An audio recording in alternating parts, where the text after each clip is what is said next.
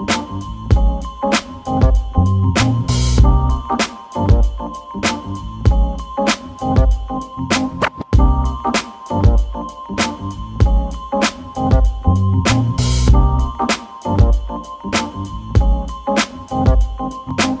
everyone, it's the start of the Olympic Games. Go Team Canada, go. In Pyeongchang we had 211 athletes and we won 29 medals.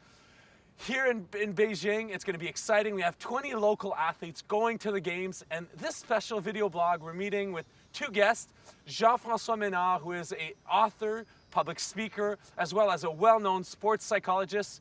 We'll learn more about our Canadian athletes and how they prepare for these games. We have also a meeting with Dan Plouffe, who is the editor-in-chief of the Sport Pages. He'll share with us 20 of our local athletes, who they are, where they train. And we happen to be here at the Brewer Oval, where the Pacers train, and we have some of the local athletes who grew up skating on this rink at the Olympic Games. Go Canada, go. This week, our video blog is virtual. I'm meeting with a friend, Jean-François Ménard, who I think you'll really appreciate. Jean-François and I had an opportunity to collaborate when we were both students at the University of Ottawa in health sciences. I was studying my master's in sport management, and Jean-François was doing his PhD in sports psychology. He's done so many exciting things since then. He was an exciting person then. He went to do a Soleil. He's known internationally for his speaking on sports psychology. He's written a recent book, Train Like an Olympian. He's works closely with Canadian Olympians who've done quite well. So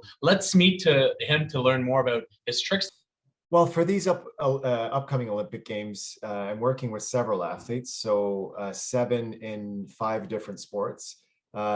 Just to name a few that are a little bit more mainstream and that it's publicly known that I work with them. So Mikael Kingsbury is one in mogul skiing. Mikael and I have been working together since 2014. So our second full Olympic cycle together.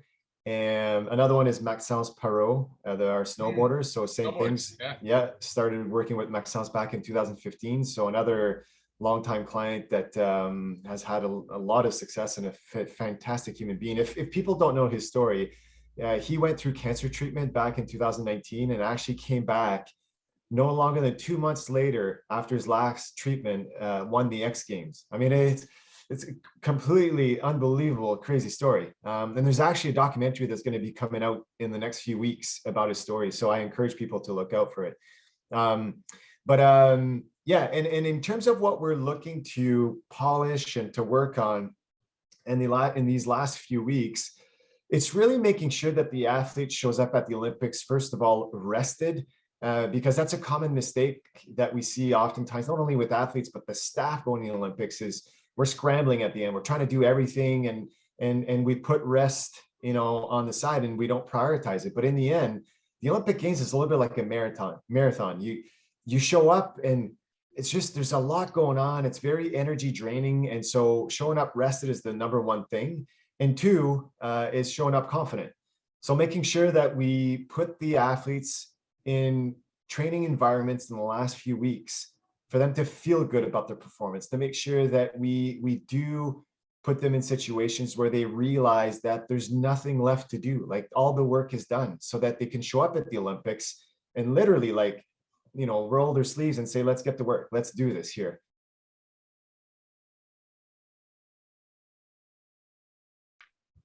Hi, I'm Dan Plouffe from the Ottawa Sports Pages. I'm the executive director. Dan, thank you for taking the time today. How do you feel about the start of the Olympic Games?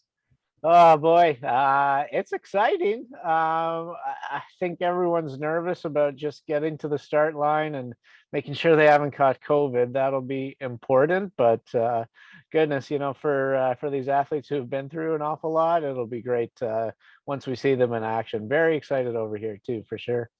As sport commissioner, I want to thank you for covering local sports, for giving a voice to our local athletes, coaches, volunteers, for covering their milestones.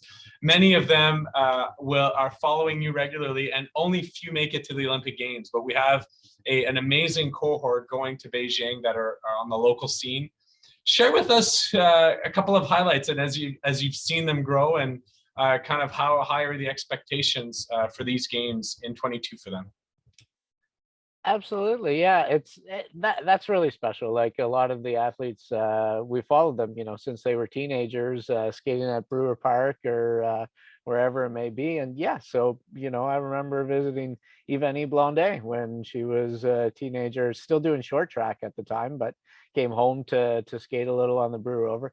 Now, very strong Olympic contender for a medal across many events. Isabel Weidman too, also with the Another Glasgow speed skater. Concords. You got it. Yeah.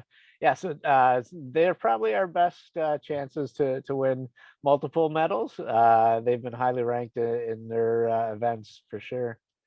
Dan, if folks want to continue to follow your analysis on local sports, what's the best way to learn more about the Ottawa Sport Pages? Absolutely. Yeah, we're really excited for the coverage that we did in Tokyo this past summer. We've got a daily newsletter that you can get in your inbox with recaps, previews, interviews with our Olympians, and schedules too, so you can figure out what time to watch them, which can be a little bit confusing over in Beijing. We've got the times for you in Eastern time, so that'll be easier to follow as well too. So yeah, ottawasportspages.ca, you'll find out how to sign up from there, and you can also look for daily coverage there as well. We're very excited.